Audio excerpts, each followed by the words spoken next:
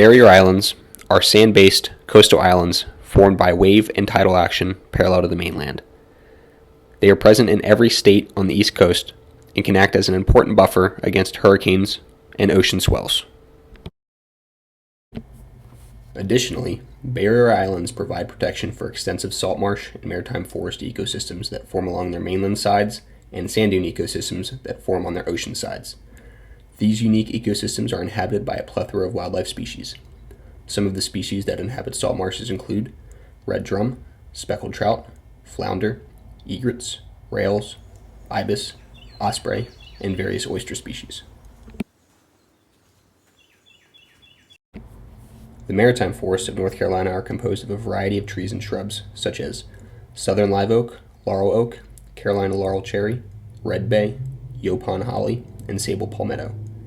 These evergreen plants provide thermal cover, browse, hardmast, and softmast year-round.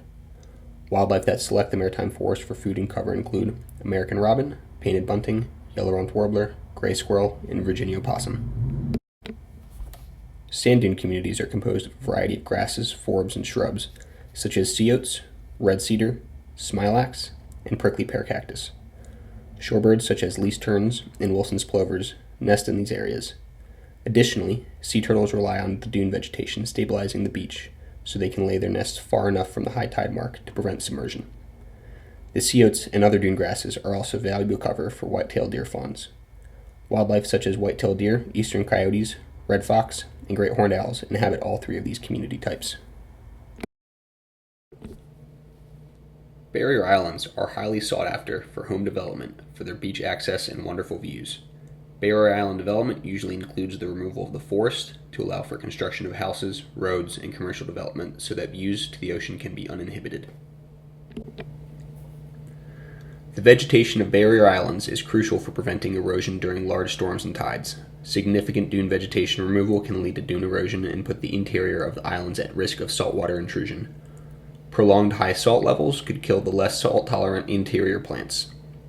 The more extensive root systems of the inland trees provide additional erosion control, as well as providing cover for sapling trees from salt spray coming off the ocean breeze. Mature barrier island trees are resistant to salt spray, and the thick canopy cover from these trees blocks salt spray from reaching the developing saplings in the understory, which are less resistant. Oftentimes, invasive species follow development of islands, which can lead to detrimental effects on the ecosystem. A famous example is beach vitex, which is present on many barrier islands across the southeast. Beach vitex outcompetes native dune grasses and forbs and provides very little dune erosion control. With increased demand for beachfront property, development of barrier islands is going to continue. Some island communities, however, take steps to lessen the negative impacts development can have on barrier islands' ecosystems. To address the issue of diminished canopy cover, some island communities require that all trees above a certain diameter at breast height, usually greater than 4 inches, be retained during the development of houses and other buildings, unless the trees are directly in the footprint of the building. Additionally, barrier island communities can design greenways on golf courses to be narrower than is standard. This allows more canopy cover to remain. Unused green spaces could be replaced with native grasses and forbs. This strategy allows for the retention of most of the canopy cover, which in turn provides seeds for quick regeneration when a natural disturbance creates an opening. Additionally, the canopy cover can continue to be a source of food and cover for many wildlife species, such as migrating American robins, gray catbirds, and painted buntings. Invasive species can be introduced intentionally to barrier islands in the form of ornamental plants, but sometimes unintentionally, as with seeds in landscaping mulch or in transported cargo. To prevent intentional introduction of invasive species, some barrier islands have ordinances prohibiting the planting or even introduction of species that have the potential to become invasive. To prevent accidental introduction through seeds retained in the landscaping mulch, some barrier island communities create their own mulch from fallen debris on the island and prohibit the transport of off-island mulch. Additionally, when invasive species are detected on a barrier island, action is usually taken to prevent their spread, as is the case with beach vitex on Bald Head Island. Year-round monitoring and herbicide treatment of vitex is enacted on this North Carolina barrier island. Plants are sought out in the spring and early summer when they are easy to identify due to their flowers. Their location is marked with a GPS.